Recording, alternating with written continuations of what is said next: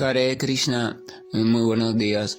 Namaho Vishnupadaya Krishna Prestaya Bhutale Srimate Bhaktivedanta Swaminiti Namine Namaste Saraswate Deve Gauravani Pracharine Nirvisesa Sunyavadi Pasatya Deshatarine Shaya Tri Krishna Chaitanya Prabhu Nityananda Tri Abdvaita Gadavdara Srivasadi Gaura Bhakta Vrinda.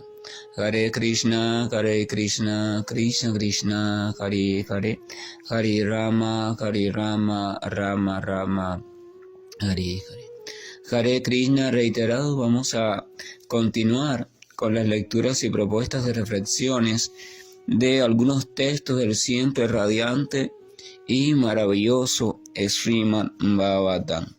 En el día de ayer habíamos iniciado un poco sobre el conocer aquellas palabras que las damas de Hastinapur estaban conversando, intercambiando, mientras desde las azoteas veían con nostalgia y emoción al Señor Krishna partiendo de su ciudad.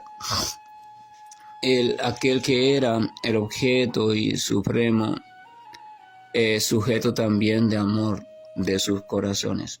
En el día de ayer vimos el texto siguiente. Ellas dijeron: he aquí a la personalidad de Dios original, tal como nosotras lo recordamos claramente. Solo Él existía antes de la creación manifestada de las modalidades de la naturaleza. Y debido a que Él es el Señor Supremo, todos los seres vivientes se funden solo en Él, con la energía suspendida como cuando duermen por la noche.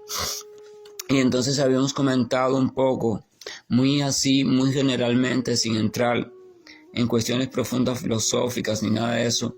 Habíamos tratado de dar a entender esta cuestión de la energía suspendida, fundida en el Señor. Y hablamos del Señor en la forma de Vishnu, y como las entidades vivientes que al final de la creación aún no han logrado su estado de conciencia de Dios, no pudieron escapar del plano de la existencia material y se quedaron con muchas cosas pendientes en ese plano vinculadas a sus diferentes personajes creados durante esa existencia. Entonces, como quedan suspendidas, quedan en la ignorancia total, apagados, formando parte del cuerpo del Señor. Las que lograron despertar su conciencia espiritual antes de que la disolución del universo llegara, antes que los estímulos materiales terminaran, entonces ellas pudieron continuar su actividad, pero actividad ya en el plano de conciencia espiritual, porque ellas tenían una parte de conciencia despierta que no se estimulaba por cuestiones materiales, así que no interesaba que los estímulos materiales se terminaran. Ellas ya no dependían del cuerpo material, ni dependían de los estímulos materiales, ni de los sentidos materiales, ni de la memoria material, ni de la ilusión material. Ellas estaban ahora situando todo eso, habían ya situado todo eso en el plano espiritual. Un cuerpo espiritual, estímulos espirituales, actividades espirituales, recuerdo espiritual, cuestiones así. Por tanto, ya no hace falta. A veces hay un paciente ingresado en terapia intensiva y entonces este paciente está acoplado a un respirador mecánico. Mientras que él responde por sí mismo, sus pulmones se recuperan o empiezan a funcionar solos. Pero ya cuando ese paciente está comenzando de nuevo, sus pulmones a querer funcionar, a estar listo para funcionar, cuando ya todo está listo, y le retiran el respirador mecánico, entonces este paciente no muere por una simple razón, porque ya él está listo para seguir respirando. Ya él no depende del aditamento. Lo mismo sucede. Si las condiciones materiales se terminan, pero ya la chispa espiritual de vida ha desarrollado condiciones, ha encontrado, por decirlo así, renta en el plano de conciencia espiritual, entonces él no se queda sin hogar, puede seguir sus actividades, sus cuestiones, su camino, ¿verdad? Pero si llega el dueño de la renta donde él está en el mundo material del cuerpo y le dice, ya hasta aquí se te acabó el tiempo. Y esa persona aún no ha conseguido ninguna otra renta, ni se ocupó en preocuparse por tener otras rentas alternativas, entonces simplemente tiene que quedarse en la calle y buscar debajo de un puente, en un parque, en algún lugar. Pero si de pronto hasta la ciudad quedó devastada, no hay lugar para estar, entonces no tiene sentido. Se queda sin opción hasta la próxima ciudad, hasta la próxima alternativa. Entonces en el texto de hoy continúa diciendo, el texto número 22. La personalidad de Dios, deseando de nuevo darles nombres y formas a sus partes integrales, las entidades vivientes, las puso bajo la guía de la naturaleza material. Mediante su propia potencia, se apodera de la naturaleza material para que vuelva a crear. Entonces ayer habíamos comentado esto también. O sea, llegado a cierto tiempo, el Señor tiene allí en la forma de Vishnu, su cuerpo está compuesto por entidades vivientes, pero que están completamente metidas en su nostalgia de sueño material. Entonces el Señor, por su compasión y misericordia, movido por esto, Él toma conciencia, mira conscientemente, deposita su atención en una energía específica de Él conocida como la energía o la potencia material, la energía externa. Y entonces cuando Él fija su atención en ella, esta energía externa comprende que es que el Señor le está indicando o está queriendo tener un vínculo con ella en ese momento activo. Y ella se pone feliz porque las energías del Señor siempre están deseando que el Señor las convoque a algún tipo de actividad específica para la cual ellas están, para las cuales ellas existen. Entonces la energía externa simplemente existe para poder manifestarse y crear un espacio, una realidad determinada en la cual las entidades vivientes que aún no tienen conciencia espiritual puedan incluirse y allí participar y seguir diversos caminos, diversas experiencias, hasta que logren, algunas primero y otras después, el despertar de su sueño ilusorio y el también a la vez despertar de el deseo de regresar a su naturaleza original o naturaleza espiritual. Entonces el Señor vuelve a hacer eso, fija su atención. El Srimad Bhagavatam lo narra de una forma muy hermosa, en la voz de Kapila Deva, una de las formas de expresión del Señor, dice que Kapila le está instruyendo a su madre, ¿no? Y le dice que también que cada cierto tiempo el Señor mira a su energía externa, entonces se da cuenta que esta está triste porque está inactiva, porque no tiene nada que hacer, y entonces no hay mayor tristeza para la energía de Dios o una de las potencias del Señor que no poder estar sirviendo al Señor. Esa es la mayor tristeza para las energías del Señor. Y entonces el Señor hace así y queriendo que esta energía también pueda servirle y pueda darle salida a su amor por Él.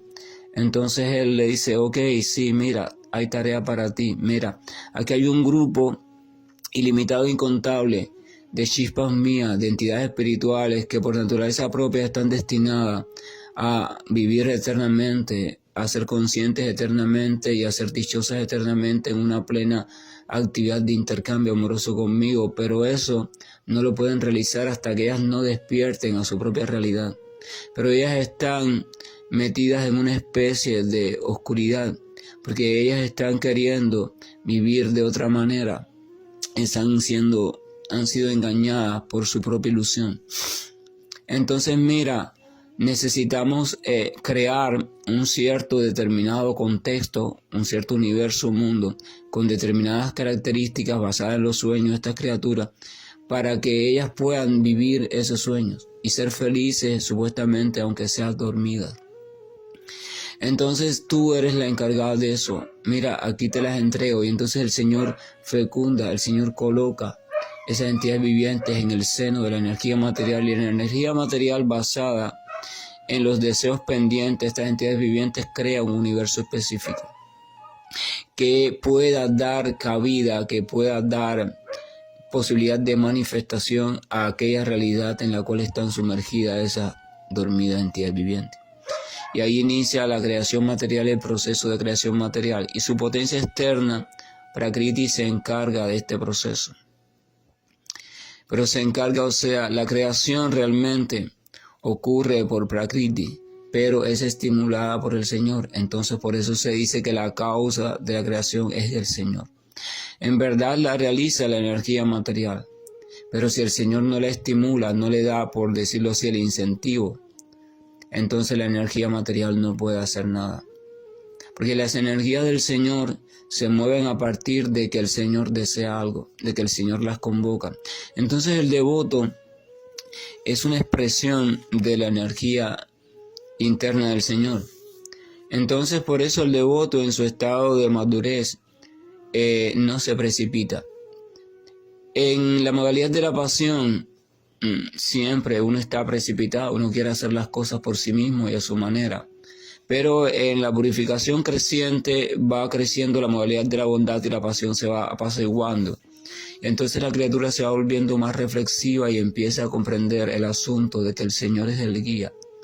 Entonces ella empieza a pasarse más tiempo en la presencia del Señor, en su nombre, en su recordación, etcétera, etcétera. Y en ese estado se va manteniendo atenta para cuando el Señor le va dando señales de cuándo es que Él quiere cierta actuación.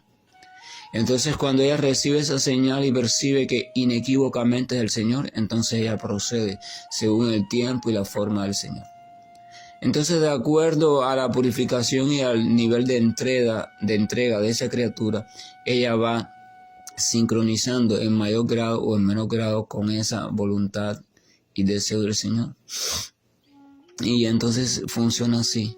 Deja ya de funcionar cada vez más por cuestiones propias, por planes propios, por impulsos propios, y empieza a funcionar cada vez más como servicio al deseo del Señor, porque comprende que solo el Señor sabe bien cuál es el tiempo de cada cosa, cuál es la manera de llevar a cabo cada cuestión y cuándo es necesario y cuándo no es necesario, aunque parezca que lo es.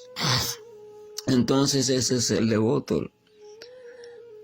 Entonces la vida en ese sentido significa que cada vez nos vamos basando menos en nuestras cuestiones, en nuestra mente, nuestro raciocinio, nuestro deseo, y nos vamos situando más en sus cuestiones.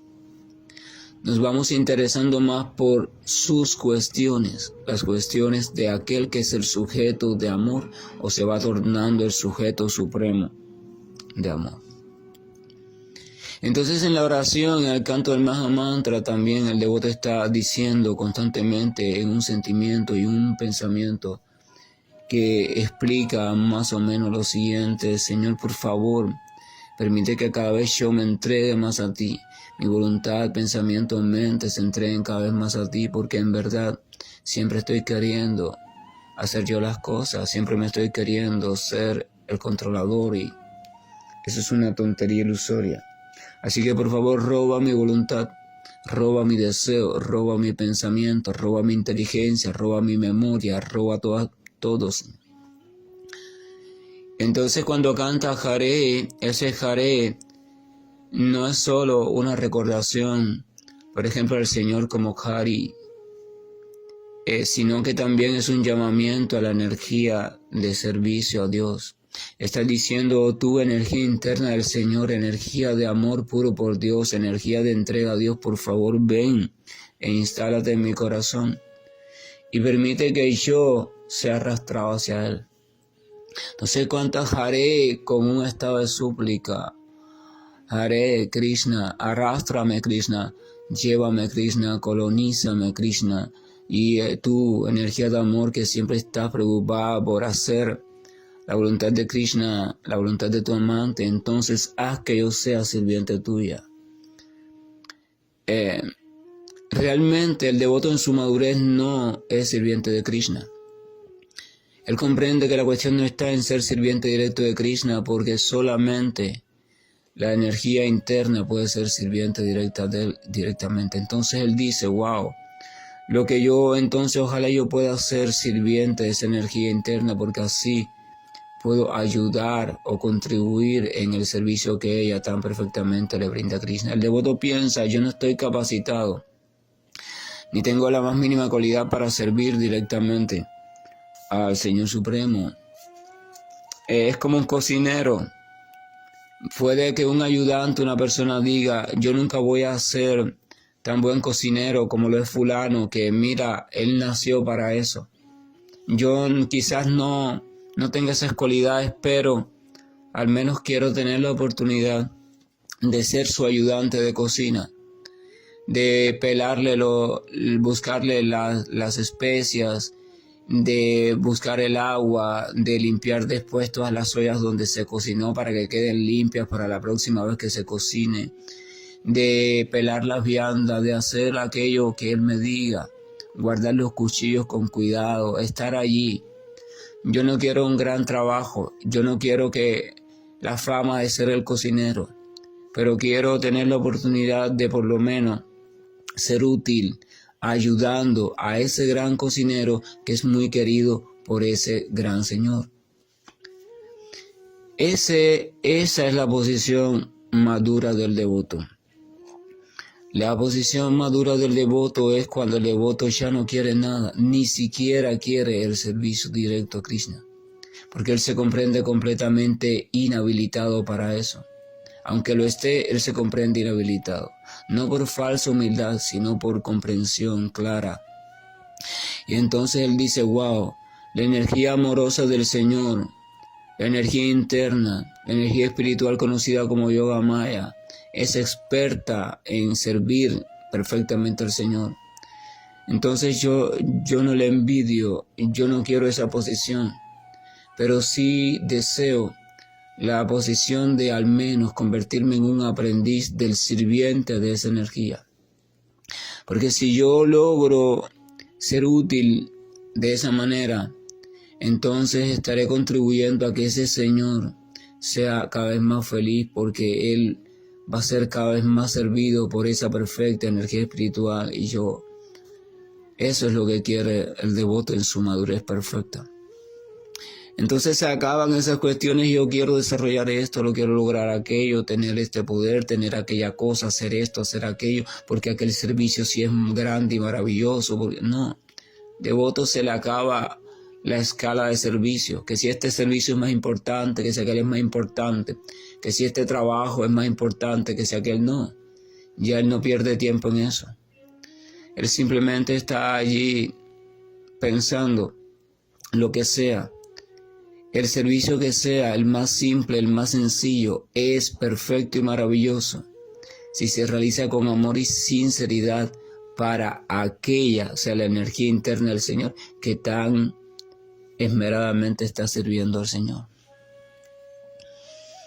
Entonces, esa es la cuestión, y ese es un indicador de madurez en el camino del servicio devocional.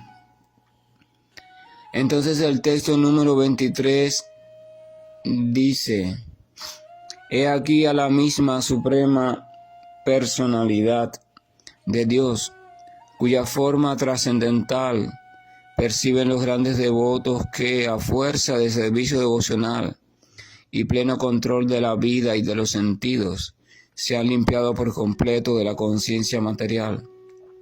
Y esa es la única manera de purificar la existencia. Este texto termina diciendo en sánscrito, hay una palabra aquí, una frase que dice Nanu Eshahat, Nanu Eshahat. Este Nanu Eshahat se refiere a que se afirma que solo mediante algo se puede lograr algo. O sea, solo mediante tal cosa se puede lograr tal cosa. Y más adelante entonces el texto en sánscrito dice Parimarstum. Este Parimarstum significa o hace referencia a algo que sirve para purificar la mente por completo.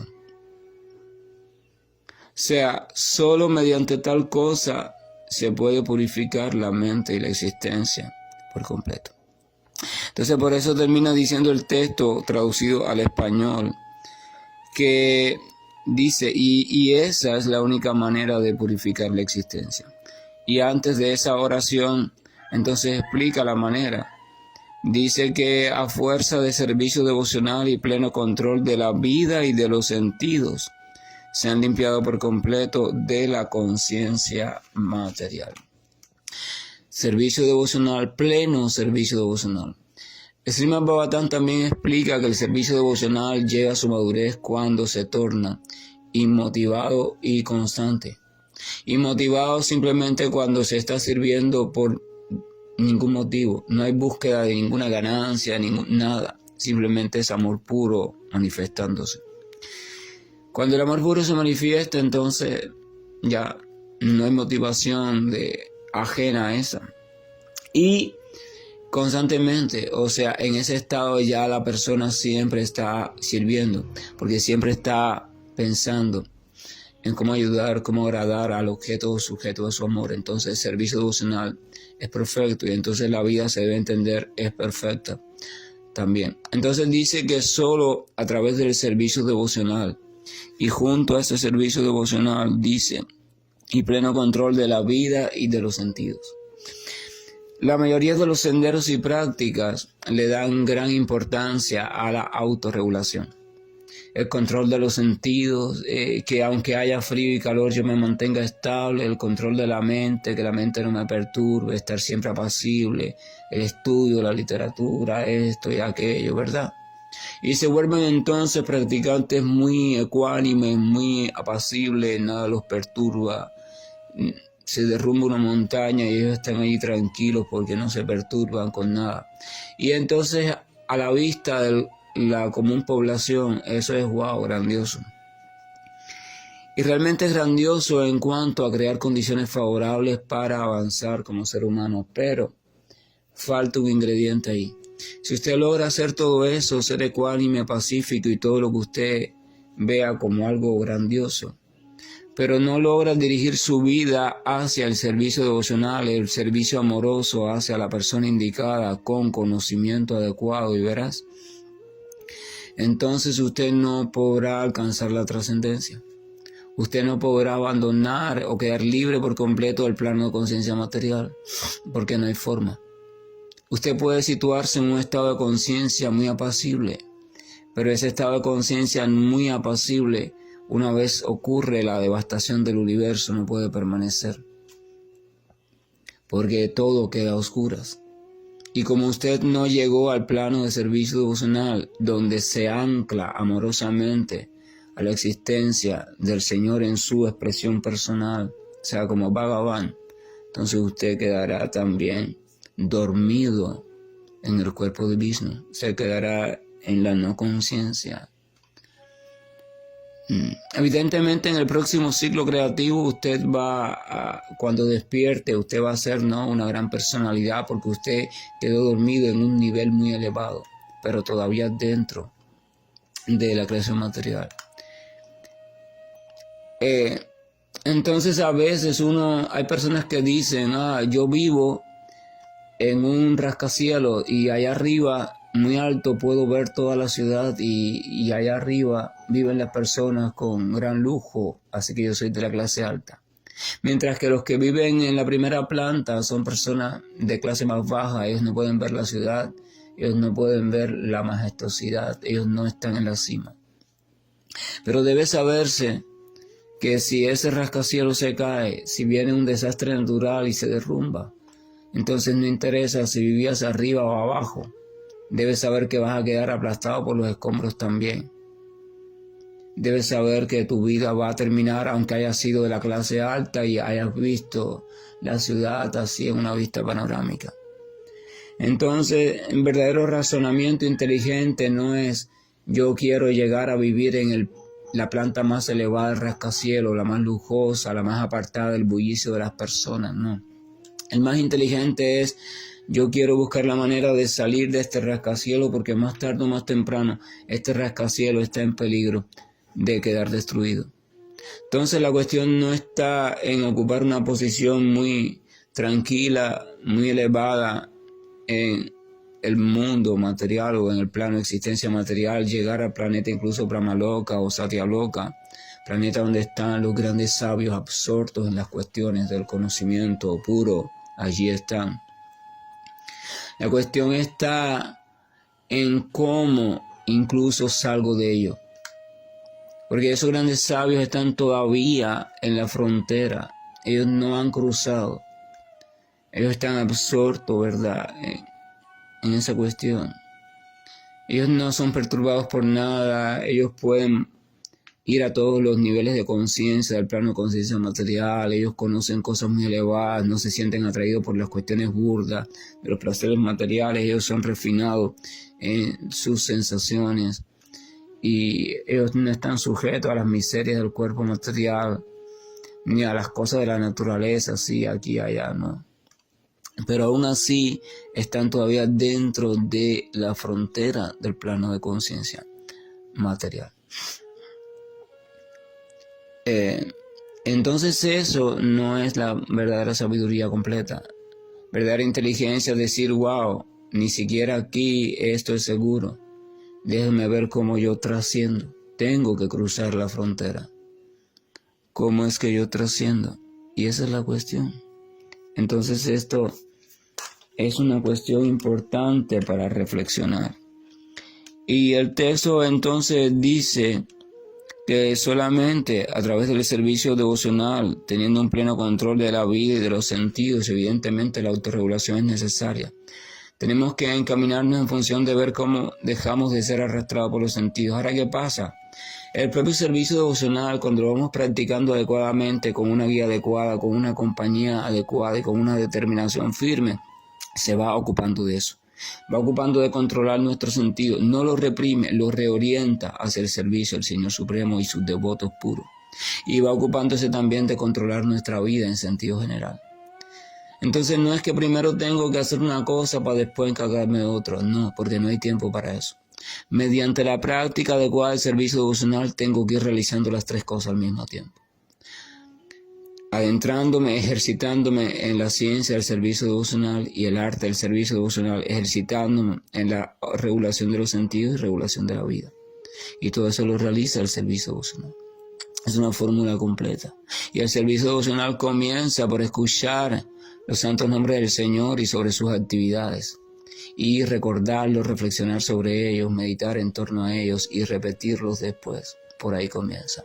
Que la gracia y el amor de nuestro Señor nos acompañe. Bendito Señor, que de seguro, estamos completamente seguros, al menos yo lo estoy, estás obrando continuamente en el corazón de aquella criatura que está lamentándose por sus enredos y está deseando de alguna forma ir comprendiendo los asuntos de cómo regresar hacia ti.